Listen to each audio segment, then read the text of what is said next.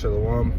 I give all praises, honor, and glory to Yahweh Hashem Yahushai, and double honors to the heads, the elders, and apostles of GMS over the well. Peace, blessings, salutation to the hopeful elect, all of the sincere brothers that's doing this work in truth and sincerity, and to the few sisters that's listening and learning.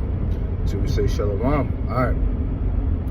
Headed down to camp with the brothers, fellowship with the brothers. And I wanted to share a few words, touching on value, right, and knowing your worth.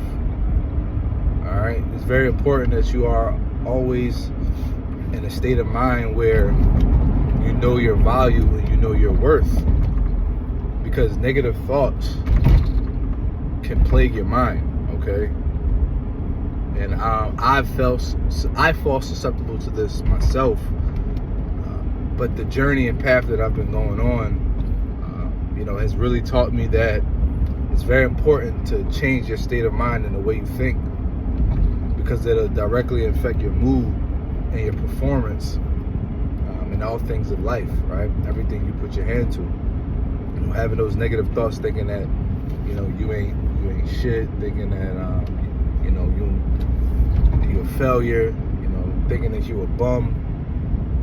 All these different thoughts will directly affect your performance in the spirit, because it plagues your spirit ultimately. And remember, everything that happens in the flesh first starts in the spirit. The things that happen in the flesh are ultimately a manifestation of what happens in the spirit, right? You think of action and you do it. So at the end of the day, like I said, I fall short to this myself from time to time. In the past, a lot more than usual. Nowadays, it comes in waves, but I try to stay in a place where I'm not letting it affect me, and I try to stay in the mentality, and really I try to stay abided in things that are going to give me that sense of confidence boost, if you will, right? So that's why I encourage brothers to go on a journey of self-development. Take some time to really, each and every day, to focus on bettering yourself and doing things that are ultimately going to enhance you, right?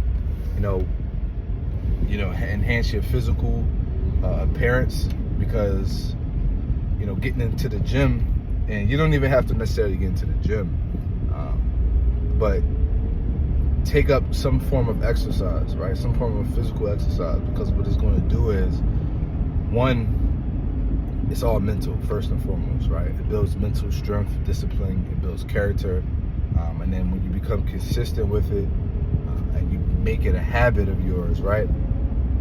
Like I said, that's where that character is built, and you start to become a more well-rounded, more disciplined person, and just with exercise, the second thing after that is your diet.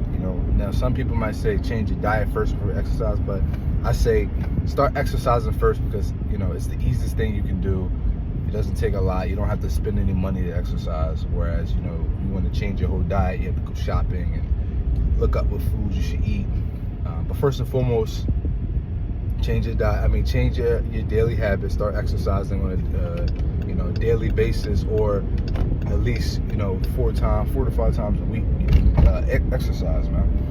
And it don't have to be nothing crazy. Like, you can just do push-ups, squats, lunges, pull-ups, dips, different type of things, in the house. But I always recommend, get into some strength training, really build some muscle so you can start sculpting your body. That'll help boost your confidence. Take up a martial arts, learn how to do a martial arts and fight. That'll build your confidence. If you want to be a runner, become a runner. Just be careful with that, because running without any type of strength training, you will become little as fuck. You become a small ass individual. That's that. And then I also encourage brothers to build up mentally. I'm trying to figure out this for myself. What I can do on a daily basis that's going to help enhance my intelligence, right? Whether it's learning some history. Maybe I'll study a new history topic every day, or maybe I'll dedicate 45 minutes to an hour to study a certain topic every day, and do that until I master that topic, and then move on. Reading the scriptures is one good thing, but also broadening your horizons too. Pick up maybe a development book, or a mental development book, a men's development book, something of that sort. Maybe read a book on negotiations, a book on sales, a book on psychology, just understanding people and how to read and learn people and why they do certain mannerisms, and these things, learning these things, man, it can translate to many different things in life. Ultimately, our goal is to strive for the excellency of Yahweh Shem Yahushua, but you have to remember that the way we please the Lord is, one, by doing his work, right? Keeping his word, ultimately, number one. Obeying his law, statutes, commandments to the best of our abilities, but also teaching the word for the brothers that were set up to be prophets, and constantly growing and self-reflecting. That's a daily thing, right? So just pleasing the Lord is thinking upon him, speaking good things, being in good conversation, constantly, and really just constantly learning to develop, and it's all a mentality. You can do many things. You can take care of your health and get into fitness, and you can get into some type of hobby and sport or whatever, business. It's all about the mentality in which you do things. Ultimately, the Lord, you can't deceive the Lord at the end of the day. So the Lord knows in which spirit you're doing the things you're doing. If you're trying to build up here in Babylon for the long haul, and then when you get these things, you ultimately feel like you don't want to lose them. Well, the Lord will know that, and ultimately he's not going to be pleased with that thought process. So you also always have to be in the thought process like, all right, I'm going to build up, but I'm prepared for the Lord to throw down. And this is just something that I'm doing really to pass time, and it remains stable. And ultimately, it's nothing. And you have to remember this as a man, right? If you're not constantly trying to improve or better or elevate, what is the point?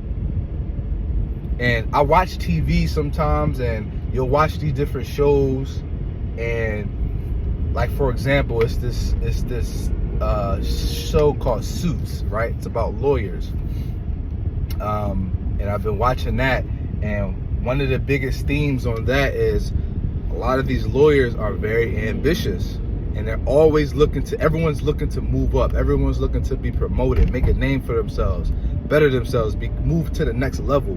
And you'll look at this sometimes and be like, yo, why y'all can't just be happy where y'all at? But when you think about it in the spirit, right, it's like when you're in the flesh, your time is limited, right? Soon, Lord willing, we be of that number. We'll be infinite, right? We'll be immortal. Time won't be a factor for our lives. But when you're immortal, you're not perfect, right? When we are in the kingdom, we will be perfect. Really, there is no room for improvement, because we're going to be perfection, right? But here it is in the flesh. We strive for that perfection, right? So if we work for that in this body in a humble manner, you're only going to reap great things, right? Because you're sowing progression, you're sowing righteousness, you're sowing discipline, you're sowing elevation and encouragement and enlightenment. You're sowing these different things, so therefore you're going to reap of those things in this time, right?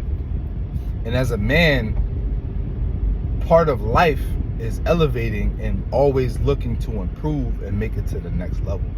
And we should be in that mindset, but not in the way and not in the manner in which the people in the world are, but more so in a spiritual sense, thinking like, how can I improve and how can I make a new accomplishment? And when we get these accomplishments and when we elevate, it's all in a mindset of we're doing this for the Lord, right? We're trying to show the Lord that we're mighty and through his grace, we can accomplish all things, right? The scriptures say, through how I can do all things through Hamashiach, that strengthens me, right? So we need to be in that mindset. We can do all things through the Lord, man. Whatever you put your hand to, man, as long as your mentality is all in serving the Lord and everything you do is you giving the glory and the power unto Yahweh Shem Yahushua, you know you can't do no things without him. And every time you reach a new level or you reach an accomplishment, that praise is going to the Heavenly Father, man. And when people ask you what pushes you, what motivates you, it's my power, man. My power. Hey, man, it's not in me, man. It's of my God.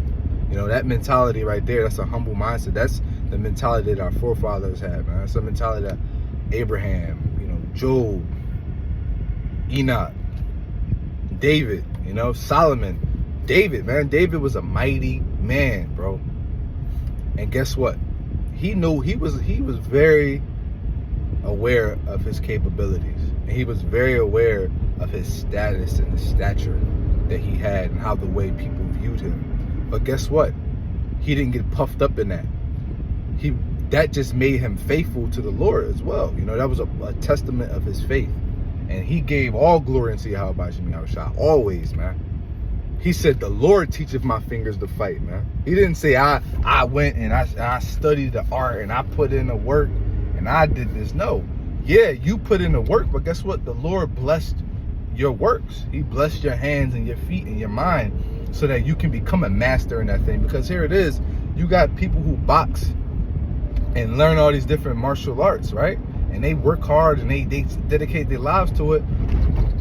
But at the end of the day, it comes down to who's better, who has more talent, who's more gifted. And that all ultimately comes from Yahweh Shem Yahushua. So we can put the work in and accomplish nothing without the Lord, man. So you have to know your value and know that we serve a power who is mighty and very faithful, man, very merciful, very great, very terrible. And the fact that you know this truth and that you were called to do this work and that you've actually put on the cloak of Yahweh Shem Yahushua and put off the mentality and the ways of Esau, Edom, hey, delight in that, man. Praise in that. Praise the Lord for that. Be happy, be joyful. Don't just be in a woe is me spirit, man. Thinking that you ain't shit, man. Thinking that you ain't nobody, you ain't nothing. You ain't never gonna amount to nothing in this life. Ultimately, we ain't never gonna amount to nothing in this life, man. Because this world is for the wicked. And we are for the righteous, so therefore we're never truly going to amount to anything in this world because our ways are not upheld in this world, right? You have to conform to become somebody of very renowned, great stature in this world, right? You got to celebrate these holidays. You got to uplift, you know, the people who are perverse and abominable to Yahweh Shem Yahushua. But we uplift righteousness, man. So we'll never be nobody in this world. But you should strive for the mastery of yourself, you know, so that when people can say anything they want about you, but one thing they can't deny is, yo, that man has integrity. That man is intelligent. That man has discipline. That man is focused. Right? That man is faithful to his power. You know, that's what you should strive for. That's a man of his word. Because think about how Yahushua was when he walked this earth, man. Think about how Abraham was when he walked this earth. David, Solomon, all these great men, masculine, dominant, austere.